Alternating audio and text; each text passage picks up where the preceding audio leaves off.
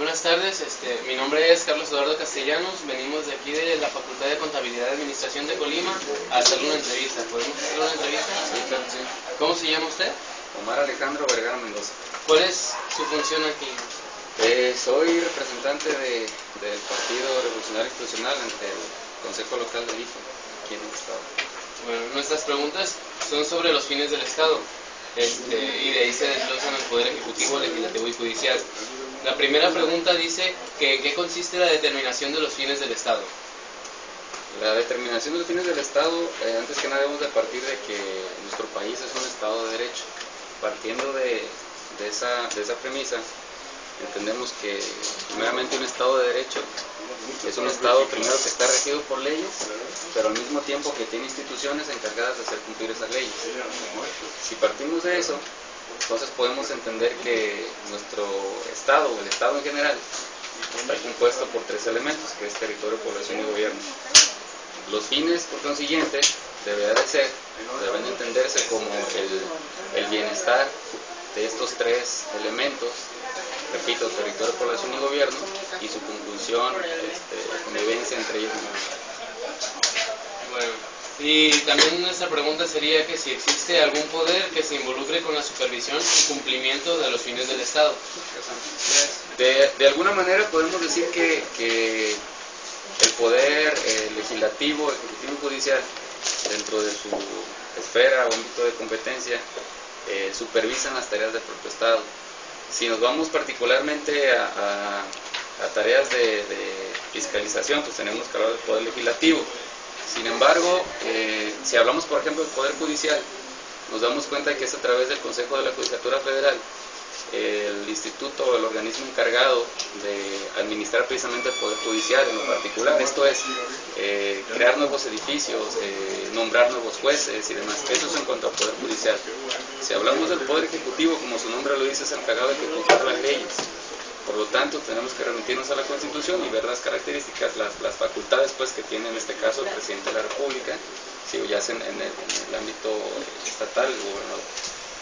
Particularmente, te repito, en el poder legislativo, pues es lo que corresponde a la fiscalización de los recursos, ¿sí? Que particularmente ahí yo creo que debe ser un aspecto fundamental. Y en este caso, ¿cuál sería la función primordial, la función principal que se carga el Poder Ejecutivo? ¿Qué es lo principal que hace? Como su nombre lo dice, el Poder Ejecutivo es el encargado de ejecutar, el nombre ejecutivo, ejecuta las leyes.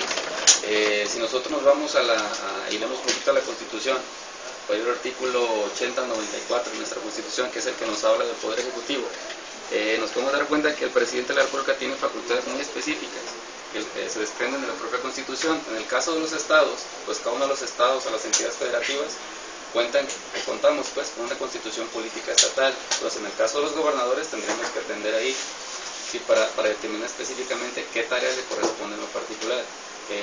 Podríamos decir, desde una iniciativa de ley, desde declarar la guerra en nombre de los Estados Unidos mexicanos, te hablo de facultades del presidente de la República, que son facultades, digamos, específicas que únicamente le competen a él y a ningún otro poder.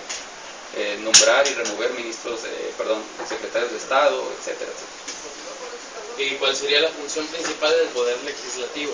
¿Qué es lo que hace? El Poder Legislativo, como su nombre lo dice, puede ser legislar, es decir, crear, modificar, abrogar, derogar leyes. Eso es por un lado, que sería, digamos, su función principal, y por otro lado, la fiscalización de los recursos, es decir, que los recursos que se destinan tanto a la Federación, Estados y municipios sean aplicados correctamente y destinados para lo que han sido enviados, pues. Bueno, el Poder Legislativo está compuesto entonces de una Cámara de Diputados y Senadores. ¿Cuáles son las facultades de la Cámara de Diputados? De manera general, podemos decir que el Congreso de la Unión está dividido, como tú bien lo mencionas, en una Cámara de Diputados y una Cámara de Senadores. La Cámara de Diputados, integrada por 500 diputados, 300 de mayoría relativa y 200 de abstención proporcional. De manera general decimos que los diputados representan a las personas, mientras que los senadores representan el territorio. Esa es, digamos, que la manera general de poder diferenciar uno de otro. Si nosotros analizamos la Constitución en su artículo 50 al 79, que es el que nos habla del Poder Legislativo, nos vamos a dar cuenta que las funciones o las facultades que tienen tanto diputados y senadores son diferentes. en el sentido de que las leyes, las propuestas que los diputados hagan van a ir encaminadas siempre a afectar, y digo afectar no porque sea negativamente, sino porque se genera algún cambio, las políticas encaminadas directamente a las personas. Si hablamos en el caso de los senadores, pues tendría que ver directamente con la política exterior, por ejemplo, que tiene que ver con el Estado mexicano como tal, como territorio, como nación. Bueno, de esta manera, pues también, ¿cuál sería la función principal del Poder Judicial ahora? El Poder Judicial es aquel poder que está encargado de administrar de alguna manera todas las instituciones, desde los juzgados, los tribunales, sean colegiados, sean juzgados de distrito, juzgados del fuero común, administrar toda esa parte. ¿Para qué? Para hacer cumplir la ley. Si bien es cierto, estamos hablando y tendemos muchas veces, las personas tienen muchas veces a confundir, por ejemplo, la parte del Poder Ejecutivo que corresponde a la Procuraduría General de la República, que depende del Poder Ejecutivo, quien determina, al final de cuentas, las sanciones, es el Poder Judicial. ¿Sí? Entonces, de alguna manera, el Poder Judicial es el que va a determinar lo que va a deslindar por responsabilidades en el caso de algunos delitos en particular. Podemos hablar de un sinfín de delitos aquí. Bueno, y con todo esto que nos mencionó sobre el Poder Ejecutivo, Legislativo y Judicial, ¿cree usted que respondan a las necesidades del pueblo?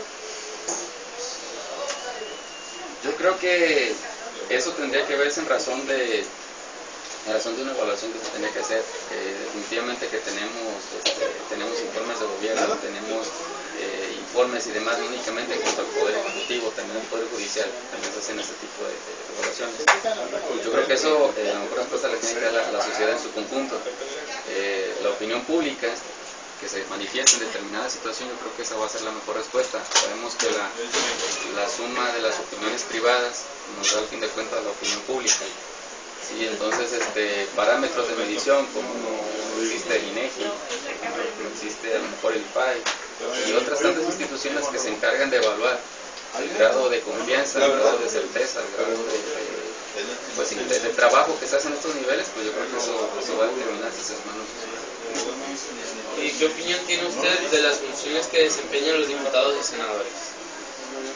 Las funciones, pues primero que son muy diversas, primero que de repente pareciera en nuestro país que nos da gusto el hecho de tener nuevas leyes, y lo digo tal cual porque existen otros países, sobre todo hablamos de Europa, en el que no se existen tantas leyes. En nuestro país somos uno de los países más reglamentados en todo el mundo, o sea, tenemos más leyes que muchos otros países. En otros países únicamente tiene su constitución general y se tiene una constitución en lo particular y algunos reglamentos municipales y ya. En nuestro país parece que es motivo de orgullo el hecho de estar presentando iniciativas de ley y estarlas aprobando. Pareciera de repente que es una competencia ver quién presenta más iniciativas de ley, y hoy en día creo yo que tenemos leyes pues que de repente pueden caer hasta en lo absurdo. Tenemos leyes para la protección de parques y jardines, tenemos leyes para cuidar a los adultos mayores. Creo que todo tiene que ver al final de cuentas con una cultura de la educación, porque si estuviéramos bien educados en valores y en este tipo de cuestiones, pues no habrá necesidad de crear leyes como estas de este tipo. Ahora, como última pregunta, sería, ¿cuál es su opinión sobre la duración del cargo del presidente de la República?